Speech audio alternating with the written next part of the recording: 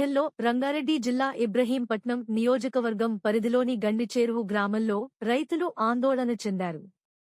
దీంతో వ్యవసాయ అధికారులకు సమాచారం ఇచ్చిన వ్యవసాయ పండ్ల market committee vice chairman NCH Bhaskarachari గారు గండి చెరువులో అధికారులతో కలిసి పంట నష్టాన్ని అంచనా వేసిన మార్కెట్ వైస్ చైర్మన్ మరోవైపు అధికారులకు జరిగిన పరిస్థితిని స్వయంగా పరిశీలించి వివరించారు.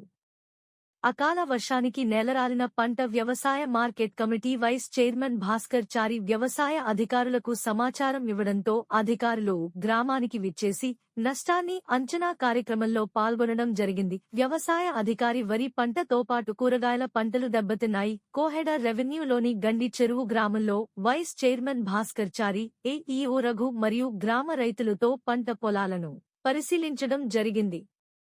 20% నుండి 50% వరకు పంట నష్టం జరిగిందని వ్యవసాయ అధికారి రఘు తెలిపారు. దాదాపుగా 20 ఎకరాల పంట నష్ట అంచనా వేశారు. ఈదురుగాలులకు మామిడి చెట్లు, తాడి చెట్లు చాలా విరిగి పడడం జరిగింది.